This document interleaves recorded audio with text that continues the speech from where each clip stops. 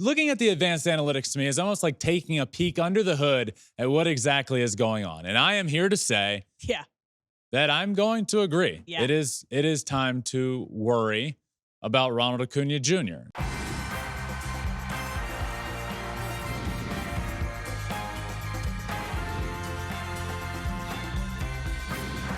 Fly ball onto the track, at the wall, it's gone! Home run! Turns on a ball, deep right field, and gone! What a game, what a moment. Happy Friday, my friends. Welcome to another episode of Flippin' Bats. We got a fun one today. We're going to do Making a Statement.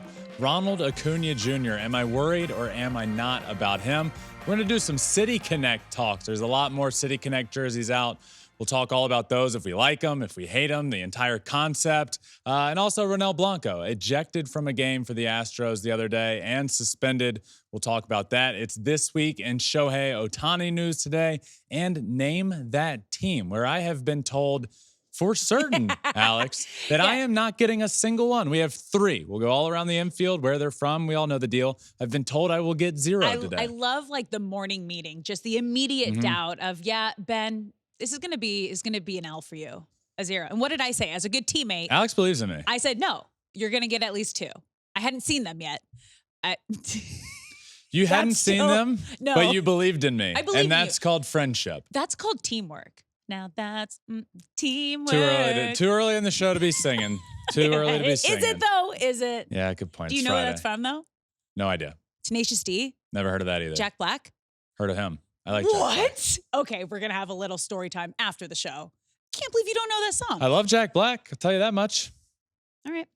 Thank you for believing in me. You know who I believed in? You're welcome. Who? The Astros. Remember the deal we had? No. We don't have a big Astros talk plan today, but it was like a month ago. Your favorite statistic of the year so far has been that the Athletics were ahead of the Astros in the standings, and it did not take long for that to change. We record on Thursdays. It's Thursday. mean, that's no longer the case. They bumped up what we got today, a little Alex? bit. Well, a little bit. Oh, I know they still did. in 4th place in the AL West. So you're me. just like the slow drive. Here we come. We're gonna make some. They're 5.5 games out of first place. But we'll talk about it more, I'm sure, but not today.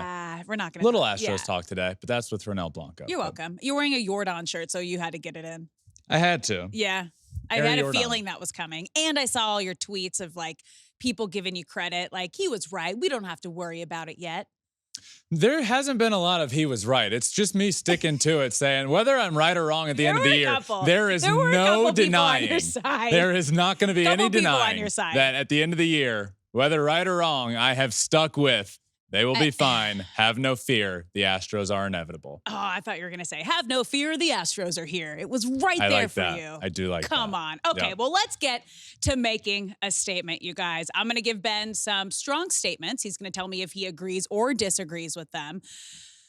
So let's get started in Atlanta, because our first statement, Ben, it is time to worry about Ronald Acuña Jr.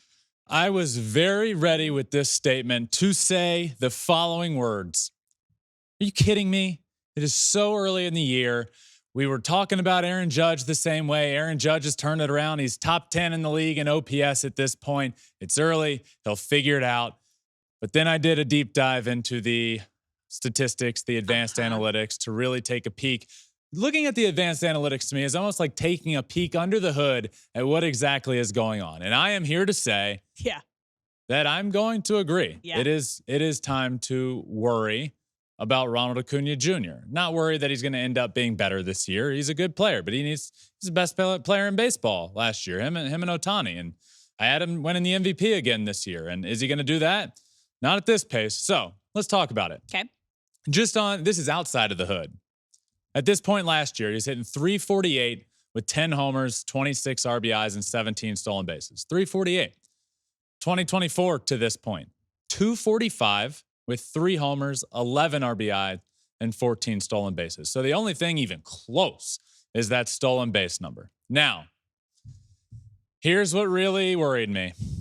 Let's take a peek under the hood here. Last year, this is his full season numbers and where he ended up ranked.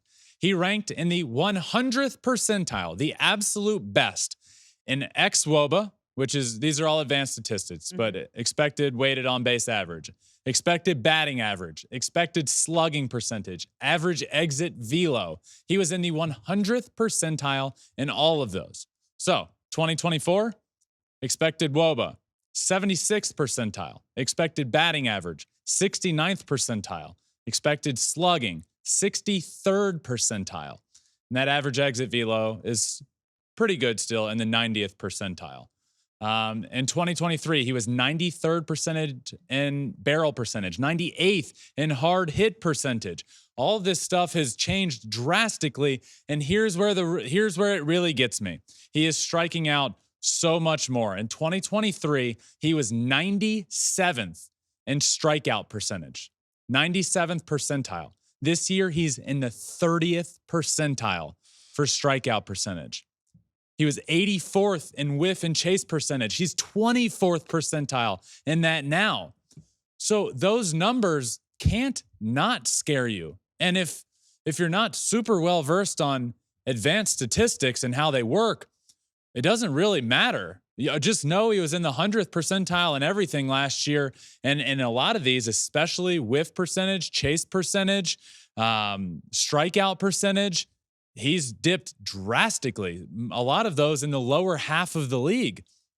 So his strikeout total is really kind of on par, if not higher, than where it had been a lot of his career, which was the one knock. He's very talented. He hits everything hard. He can run fast, but he needs to cut down on that strikeout total. And he did drastically last year. And this year it's way back up. And so is the whiff percentage. He's just missing pitches that he shouldn't. So it's impossible for me to sit here right now and say I'm not worried about Ronald Acuña. It's impossible. So much of baseball is a mental game. I like to say it's an individual sport played in a team atmosphere, right? And we see players go on the mental IL all the time, mainly pitchers. And sometimes you get a weird kind of injury report as to why they're going on the 10-day IL. But we heard Braves manager Brian Snitker say he gave Acuña Wednesday off because they had Thursday off so he could have a couple days to just mentally detox. Yeah. So at this point, you have to kind of understand that it's probably something mental. We know he is a great player. He is the reigning NL MVP. Like he can be great. Sometimes you just get mentally out of it. And baseball's such a mental game. Yeah, when you start swinging at stuff, you got to figure he's got to get back to his approach. Whatever he was doing last year, he's reverted back this year. And his baseball savant page, those advanced analytics are scary to look at. And you know, one thing that also jumped out at me, and it's been a trend throughout his career, and I'm not saying it's a reason for his struggles this year, but I want to mention it. This is his percentage in the league and sprint speed. Ronald Acuña, so many stolen bases last year. We know him for his speed. In 2018, he was in the 97th percentile. Okay. 2019, 95th. 2020, 96th. 2021, 97th percentile in sprint speed. 2022, 82nd percentile. Last year, 67th percentile. This year, he's in the 56th percentile in sprint speed. Like maybe he's dealing with an injury that we don't know about. I don't know. I mean, but we did see the biggest dip from where it was came last year when he was MVP. Record last year. So I'm not arguing he's great at stealing bases. He's arguably the best in baseball at that. But just something that jumped out to me is from 2018 to 2021, he was in the top 95th percentile or greater in sprint speed. And since 2022, it has dipped about 20%, 15, 20% every year. I mean, it's crazy. I mean, if Acuña's numbers are still this low by the All-Star break, I'd say, yes, you really need to be concerned. But if he can kind of turn it around in the next month, is it mental? Is it physical? Is he dealing with something that we don't know? Those are the questions that like only Ronald Acuña Jr. is going to know. And it's simple. These numbers, in conclusion say, okay, he's still off. 90th percentile in exit velo. He still hits balls hard when he hits them. Where everything has changed drastically is his whiff percentage, his strikeout percentage. He needs to get back to his approach. He needs to lay off sliders low and away. He needs to, whatever he did last year, easier said than done, but Yeah. do it again, man. You'll be a pretty good baseball setting a player. stolen base record. Just Just do that again. cut down on the strikeouts, Easy. change your approach, get back to your approach, I would say, and everything will be fine. That's the big difference. He's still hitting balls hard. He still rakes, but he's just got to put more balls in play and then let the rest work out as it will. All right, let's move on to our next statement. This one is getting a lot of buzz on social after a couple photos were recently leaked. But the MLB City Connects are lazy. So here's what we'll start with. You can see it in the wall right now if you're watching. The Dodgers are getting a second City Connect jersey before some teams are getting a first, might I add. The Dodgers are getting a second. Weird. The first ones were pretty much consensus worst in baseball. These ones, maybe a little better, but I mean, it looks like a kid splattered paint on a white Dodger jersey. The only cool thing about it is there's like an LA inside of like the Dodgers D on the sleeve. Yeah. But I don't get it. Somebody said it looks like the DirecTV logo. Yeah. So I could see that. Also the coloring, the dark blue with like the DirecTV color blue in the Los Angeles. It's just,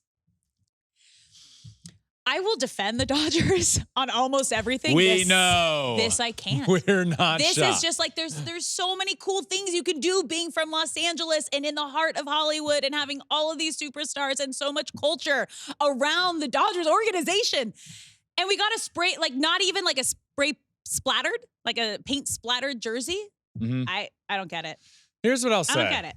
All in conclusion or in total, MLB City Connects are lazy is the statement. I think I'm going to be a bit of a contrarian here. Okay. I think I'm going to be in the minority with what I'm going to say, but I'm going to disagree with that.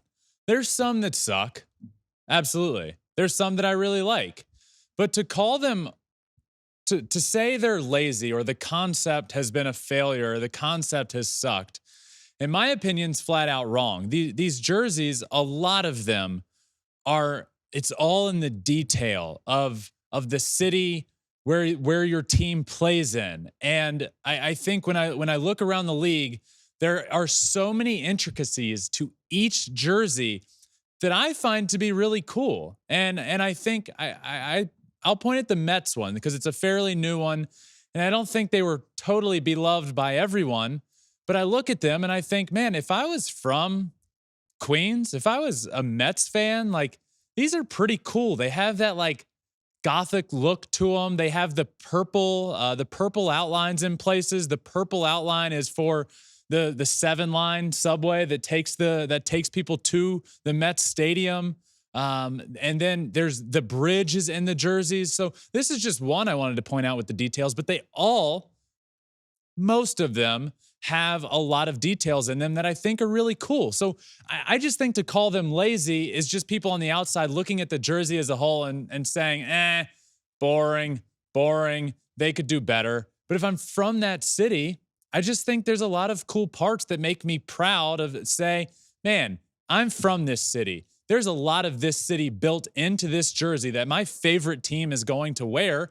And these jerseys aren't made to appeal to the other 29 fan bases. They're made to appeal to my team and my favorite city and my favorite team. And I do think a lot of them have done that. Some have missed the mark. Some have gone above and beyond and done better. But a lot of them, I think, have been pretty cool to learn the details of. Well, I mean, you picked one of the best ones. Like the Mets has a super rad vintage New York City vibe. And if you're watching and you're looking, it has a pinstripe look to it, but it's obviously different than the Yankees pinstripes. And it's just the font, everything, the hat. I think they really nailed it with the look of the City Connect. So let's play a little game. Okay. Of love or hate. We're going to show a couple City Connect jerseys on the screen behind us. Okay. Okay, we're going to start with this one. We're going to start with the first of the Dodgers City Connects, Los Dodgers. Hate. I don't like it. Do you like it? This is the first one. You said you don't love the second one. This is the first one. I love this one more than the second one. It just feels like it's a normal jersey. Yeah. Like it doesn't feel, I don't see the difference. It's the exact same color. It's the exact same Dodgers writing. They just kind of put Los in front of Dodgers. Yeah, this one just feels like, this one just feels we have a big, lazy, but Hispanic, I still love it because I love their jerseys, and that's like their normal jersey. Yeah, this one just feels like we have a big Hispanic heritage. There's a lot of Hispanic part of this fan base, and they have a mariachi band we're gonna cater to them with these City Connects. Guess what? You could have done a lot. All they did was add Los Dodgers. Could have put some color in there, other things. Okay, let's move to our next jersey. Who we got? Motor City. This one's tough because it looks like it got run over by a car. It's just tire marks. It is tire marks. It's just tire marks. Detroit. I get it. I don't like the hats. I'm not a fan of this one. I don't like the hats. Hate's a strong word. I'm not a fan of this one. I just feel like with the Tigers uniforms, the Old English D is such a big part of that city. It feels like you already had that done. Like, just keep with your hat. Maybe do something a little different with the jerseys. I'm gonna say hate. Yeah. Don't love these. I get the whole they gave you Motor the old City D. tie-in, but you could have done. It's really small on the arm patch if you look close. What? The old school D for Detroit. Where on the is arm it? patch. Oh, yeah. Above the number. Yeah. So that's where you get it. Really small, but you got to Not a fan. Okay. Let's get the next one up. Okay. Giants. San Francisco. I don't have a ton on these. I hate these too. I'm going to go 3 for 3 at the beginning. I don't like these. I think the Dodgers and Giants were two of the worst. Yeah, Ben woke up and chose hate today. Thanks. Hate. Okay. Yeah, not a fan of this one either. Okay. Let's move on to our next one. There wasn't a lot. The arm was kind of cool with Golden State, but who do we got next? Phillies. Oh my God, we're all starting with, I didn't love these either. I know, I didn't either. And I sent it to a couple Philly fans and just was like, is it me?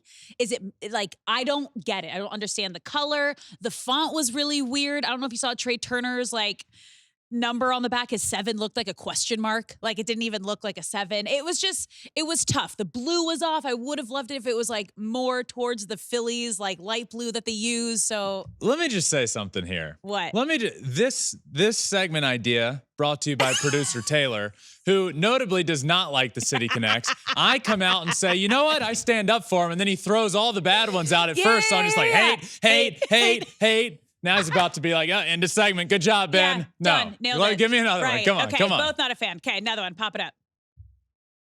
White Sox. Love. This is one of my favorite. This is one of my favorite. They absolutely nailed the vibe, the look, the font, the pinstripes. This, I vote they should wear this during the regular season all the time. Yeah, this should be sick. in the rotation as one of their jerseys. Probably the best thing they've done in years. I was going to say, this is the best thing the Chicago White Sox have done in a long, long time. I love these. These are top 3 for me. White Sox, love. Yeah. Okay. Next. Rays, love. Top 3 for me as well. Really? Okay. I love them. I was giving it a closer look today. I do love, because it's the Rays. They're in Florida. It kind of has an aquarium feel to it. They glow in the dark. Oh, so okay. sick. Love. Change. That's so cool. I love anything glow in the dark. Done. Love. Yeah. Okay. Those are awesome. They have a my gosh. They have a stingray on a skateboard. Yeah. They glow in the dark. They have so many cool. That's cool. I love I'm these. in. These are awesome. I'm in. Okay. I'm in. Okay. Love. Who do we got next? Cleveland. These are one of the newest that just came out. These are the new. I haven't really had time to fully process these, but these are kind of the ones this is kind of what I'm talking the lazy? about. With, I think from the outside, people look at those and say, that looks cool. What is it? But it really ties in everything with, I think I haven't even done any research on the Guardians and what all this ties into, but the team name, the Guardians, ties into that bridge that's sort of right outside the stadium, and it's guarding the city. You can see that same kind of structure in the CLE. I'm going to say I like these, and it's love or hate, so I guess I have to say love. Do I love them? Love's a strong word, but I'm going to go with I love them. Okay. Sure. I like that. We're doing one more. I hope it's my favorite. Oh, no. This one's tough. Yeah, remember what happened? I know. I didn't know the meaning of it, and I understand the meaning and why it's so important to the city of Boston, because it's connected to the Boston Marathon. It's a funny story. Alex didn't know when we first, I think this was last year. Yeah. We were talking about City Connects, and Alex is like, I just hate the Red Sox City Connects. And I was like, well, Alex, here's the deal. They tie into the Boston Marathon and the bombing. And she's like, Yeah, that was bad. That was tough. bad on my part. These are same sort of thing. I love these. Imagine living in Boston, going through that as a city, the city rallying around that Red Sox team and Big Papi when he came out on the field and did that speech. And then a couple years, I guess many years later at this point, you get a City Connect that kind of just ties all of that in and honors that. And yeah, I just think the Boston Marathon as a whole is such a massive part of that city. Yeah. And to tie it in with the Red Sox, I like them. I love them. I think it's cool. Another one we didn't get to show that's a top favorite of mine are the Padres. Yeah. Thank you. Thank you for putting that in. I love. My Again, fave. that's exactly. It's It all my ties favorite in colors. part of the city, the beach. Love the Astros ones Perfect. too. So many that I like. Yeah. That I think it's a cool concept and they did a good job. Fun. I might be in the minority, but sorry about it. All right, let's move on to our final statement in this segment. And it's also got a lot of talk and controversy this week. Ronel Blanco should have been ejected. What you think here? Oh boy. Yeah. Not only will I say that Ronel Blanco should not have been ejected, I'll also say that it is embarrassing for the game of baseball that Ronel Blanco was ejected. I really believe that. And I know right now it's funny for that to happen and everybody say, ha, ha, ha, look what the Astros are doing again. But no, let's take a step back here and realize for the game of baseball, this is embarrassing. Why? Well, I'm gonna explain why. Trust me. First off, this substance was on his glove arm. We're talking about a substance on his glove arm. Ronel Blanco asked the umpires in this meeting right here. If you're watching, you can see it happening. He asked the umpires to check his hands because if there was something sticky on his arm or on his glove, it should be on his pitching hand, right? Yeah. He asked them to check his pitching hand and they wouldn't do it. They wouldn't even check his hands. He said it was rosin and that he didn't know it was illegal for it to be on your non-pitching arm and hand, which makes a lot of sense. He also said that he usually goes through 3 jerseys per game because he sweats so much. Thus, he needs rosin. This has happened since the beginning of time, since before these rules started happening, since all of this, to put something on your non-pitching arm, not get it on your hand, and just have it so that you're not sweating down your arm is important. And also, we haven't established that rosin is illegal. In fact, what we've established is that the only thing you can use is your sweat and rosin. Yeah. So we need to find a baseline. There needs to be consistency. There needs to be. Yeah. And look, Brent Rooker came out after, I think the day after that game, and on a radio network said Rooker handled it. So yeah, this tweet says Rooker handled it perfectly, saying that the stadium was more humid than normal and he feels it was likely just sweat and rosin becoming too sticky. He said it was no big deal to him. And then if you go look at, there's pictures of the opposing pitcher, JP Sears. Yeah. He had to change his jersey mid-game because he sweat.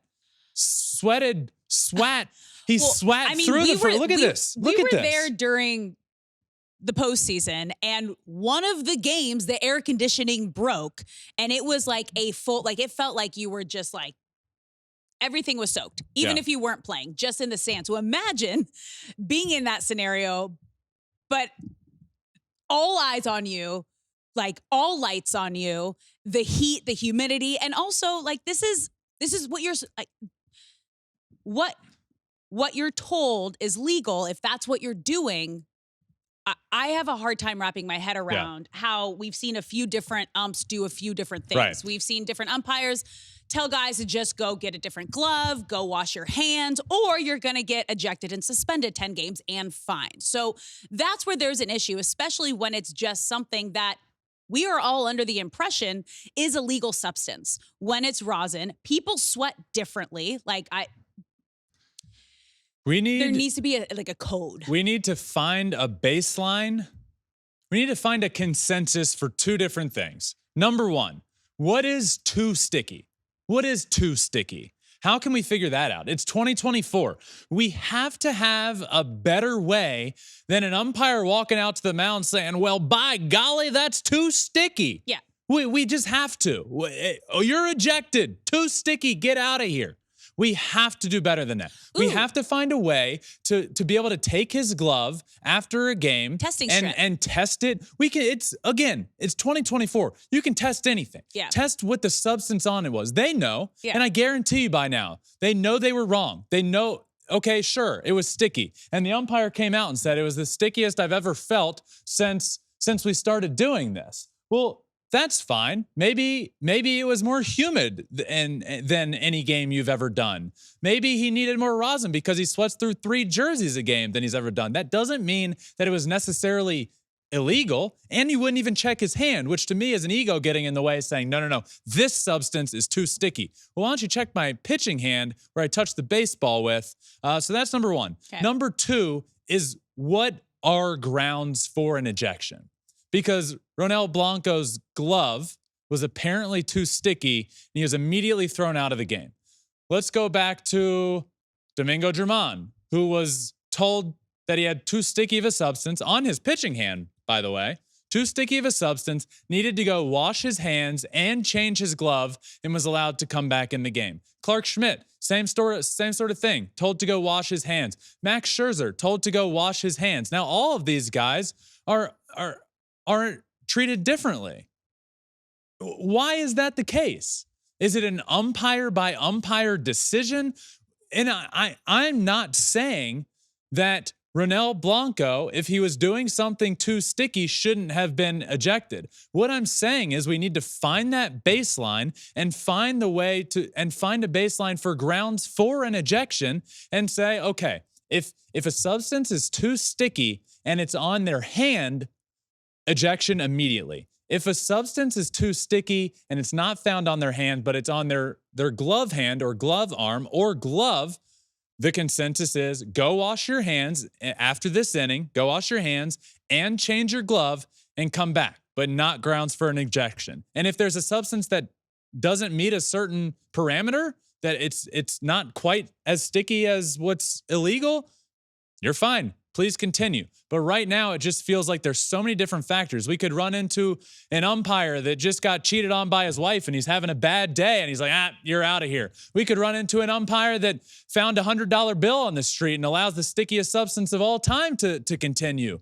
It seems like it's too up for grabs, and I'm not okay with that. Find the consensus, find a baseline, go from there. But I'm tired of seeing a team that's trying to make a push, have a pitcher that they need that's been their best pitcher all year, get suspended for 10 games because an umpire comes out and says, nope, you're out of here, substance is too sticky. One, was it too sticky? How do we know? Two, why are other pitchers with the New York Yankees or with another team allowed to do different things? I don't get it. It's not right. It's a bad look for the league. I think that's embarrassing, and it's something that needs to get fixed.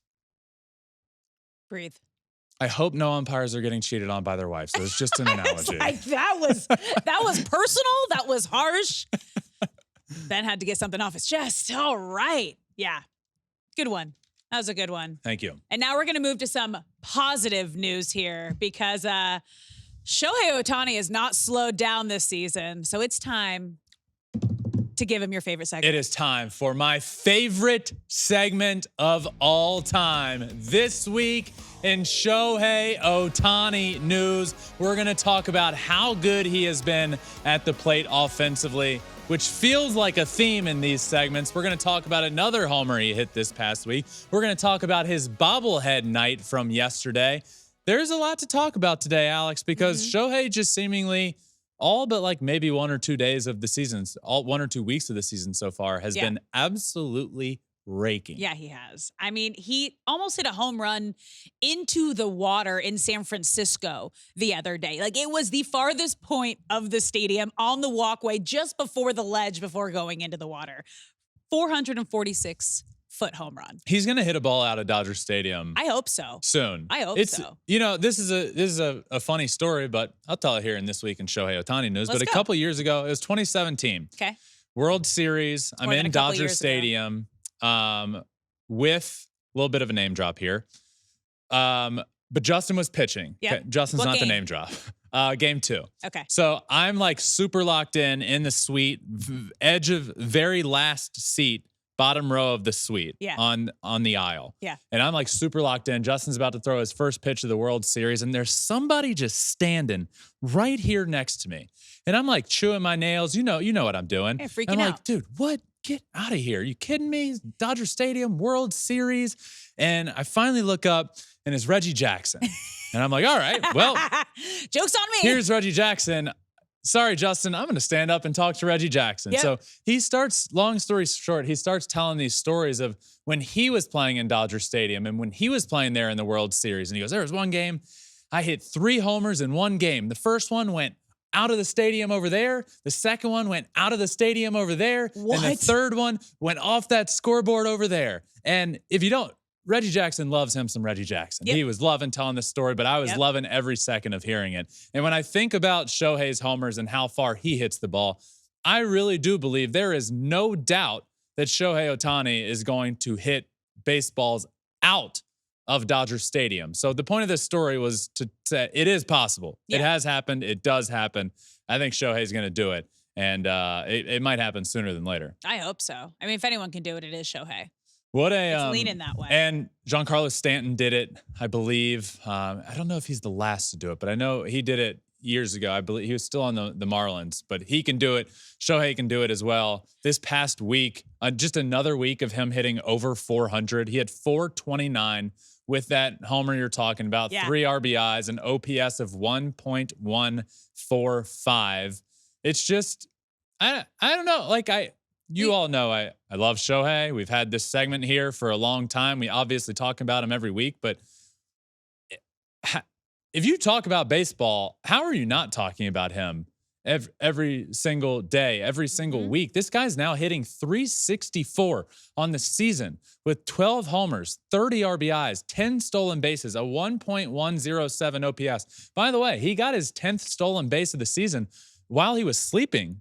Literally overnight, they changed they changed something from a prior game to a stolen base. So overnight, while he was asleep, went from 9 to 10 stolen bases, becoming the first player in Major League Baseball this year to double digits with both homers and stolen bases. Might I add a little bit of a callback here? I called a higher number than at any point in his career with stolen bases this year because he was only going to be focusing on the offensive side of baseball. So I look at those 2024 stats and think, man, those are pretty good. Where do they rank, you ask? First in batting average, first in hits, first in slugging percentage, second in WAR, second in homers, third in on-base percentage. Those are his rankings in all of Major League Baseball. First in OPS. It is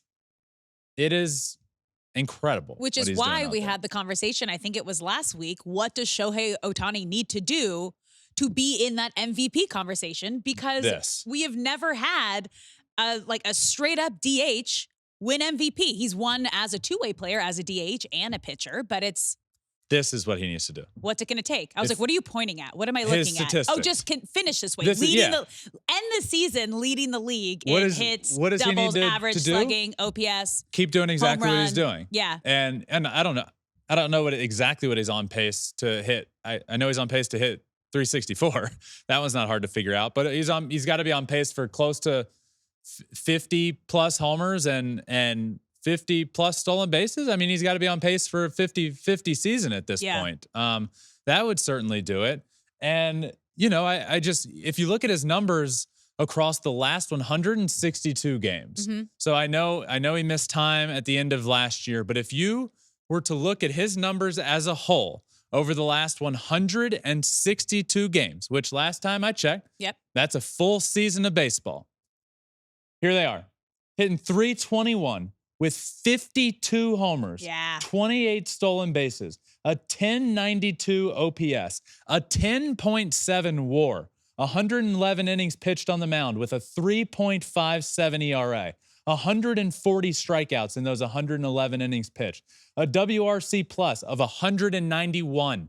100 is league average, 91% above league average. These are his numbers over the last 162 games played. It's historic. It's remarkable. and he's going above and beyond this year. And we have more good news because, as you know, he is still rehabbing his elbow and his throwing program has increased with no setbacks. So that is the best news possible for Ohtani in his journey to get back to the mound.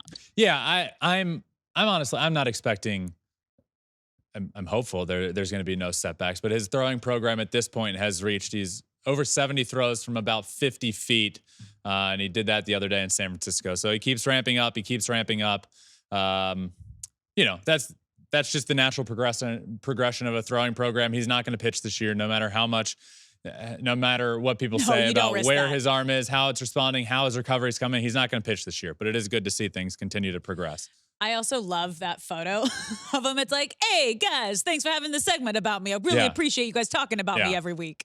You're welcome, Ohtani. You're welcome. Also, Alex, big night Thursday night at Dodger Stadium. Ooh. Ohtani bobblehead night, his first Dodgers bobblehead. They're giving away to the first 40,000 fans, which is funny, just because there are some stadiums that don't even hold 40,000 fans. How much does Dodger Stadium hold? It's either 52 or 56. Okay. 56,000? 56 is crazy. It's 56. Bummer. So 16,000. Not going to make it. So first bobblehead night, I also saw, it's in this tweet as well, 1,700 surprise road gray uniform Ohtani bobbleheads. I'm going to be honest. I don't know if I want one of those surprise ones. I like the home whites. No, home whites are where it's at. They're just probably worth a little more because they're more rare. But there you go. But I'd keep it, I have a box of all of my Angel Ohtani bobbleheads. Yeah. What do I do? What do I do? Give them away? Put them out to someone? Like I've display? given a lot of the giveaways we've done on Flippin' Bats were mine from that I would get at Angel Stadium. That's nice. So yeah, Thursday night at Dodger Stadium was bobblehead night. By the way, tickets skyrocketed for that game. Oh yeah. The get in the building price, the nosebleeds, that top section that no other stadium has but Dodger Stadium, hit me, where you can barely see and your nose is bleeding. $191 just to sit up there. Oh, so that's close to opening day. Yeah. That was close to their opening day that I went to. That was scary. Good week. Great week for him. And that does it slowing down for my favorite segment this week in Shohei Ohtani news. Guess what? No, not ready. Yep.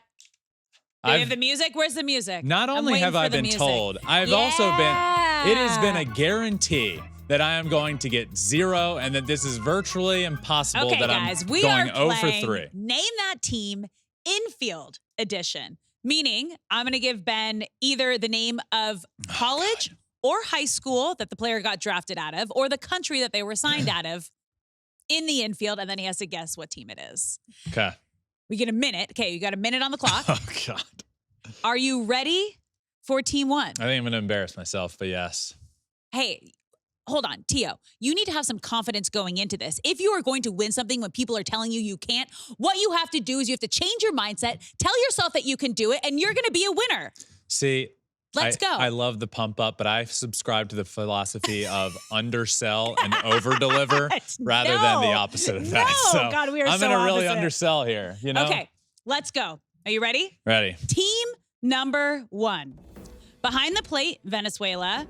First and second base, high school in California. Shortstop, Dominican Republic. Second base, New Mexico State University.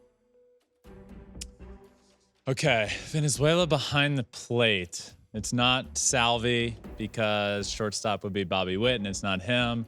Another Venezuelan catcher.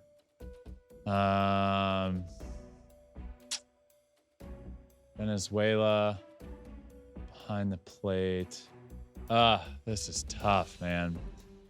2 high school guys from California on the right side of the field. 20 seconds. I'm gonna go. No, I don't think that's right either. 10 seconds left. It's I'm a just surprise team doing well.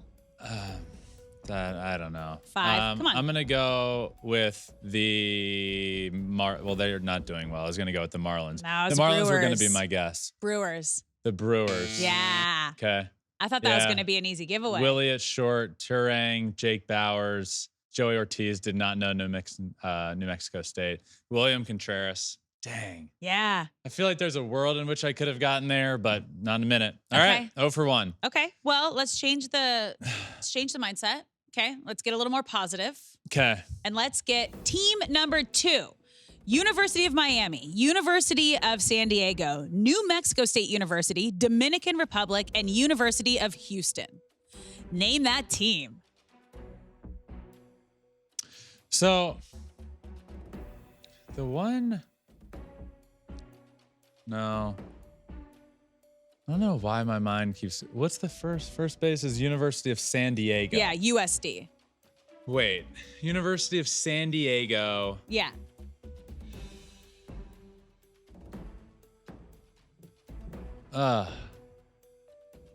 Man. 20 seconds. Producer Taylor could stop talking trash in my ear during this minute. That'd be nice. Is he? Yeah. I'm gonna go with... I'm just gonna stab in the dark and go with Pittsburgh Pirates. Yeah! Come on! I feel like I was like telepathically going. I was like, same division. Same Yasmani division. Grandal In my and mind, it was I was saying to you, same division. Miami got me there. Yasmani Grandal, I knew Miami. Okay. So yeah, that was... All right. Here we go. I can feel the energy's different. Let's go to team number 3, you guys. Behind the plate, out of Venezuela, first base Mexico, second base Dominican Republic, shortstop high school in Georgia, third base University of Tennessee. Name that team. Mexico at first base. I don't like this camera angle. I love this camera angle. Deep thoughts with Ben. University of Tennessee at third base. High school out of Georgia. Tennessee at third base. Who is that? Come on. I feel like I'm kind of close. 20 seconds.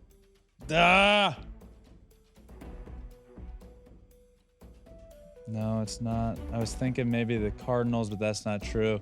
Mexico at first base, Joey Meneses, but it's not the... 5 seconds. Maybe I'll go the Nationals. Yeah! Come on! I said you were going to get 2 out of 3! I said 2 out of 3, baby! With 1 second to spare. I feel like that was a win for me, too. Oh, man. Positive mentality. I was really... Talk with it that, into existence. I got to the Nationals really quickly and almost talked myself out of them. No, that's why you go with your gut, always. But then went back to them, obviously. Wow. Yeah. Take that. Uh-huh. Haters. Hey, 2 out of 3, baby. Undersell, over-deliver. It's classic. You should do it in every scenario in life. Hey, in any scenario, you're dating, I'm 6'2", just kidding, 6'4", in any facet of life. Come on. My positive pump up was also a good lead-in speech to get you going. Yeah, but like, you believed in me and I met expectations. I set expectations really low. No, you didn't. And over-delivered. Behind the scenes set low expectations. Well, let's end on that. What a great show. Great Friday episode. Enjoy the weekend, everybody. Saturday with Smoltz. You guessed it, tomorrow, Saturday. We're back Monday with a recap of everything. Next Wednesday, Kenley Jansen, one of the greatest closers in baseball history. And that's going to be a great episode. So thank you all for listening to this one. Make sure you like, subscribe, wherever you listen to your podcast, Apple, Spotify, wherever. You can also watch on Spotify. You can watch on our YouTube channel, Flippin' Bats Pod there. And follow us on TikTok. We're getting closer and closer to 100,000 followers, and we put some really cool stuff out there. So appreciate you all for listening. Have a great weekend, everyone. And remember, until next time, find your bat and flip it.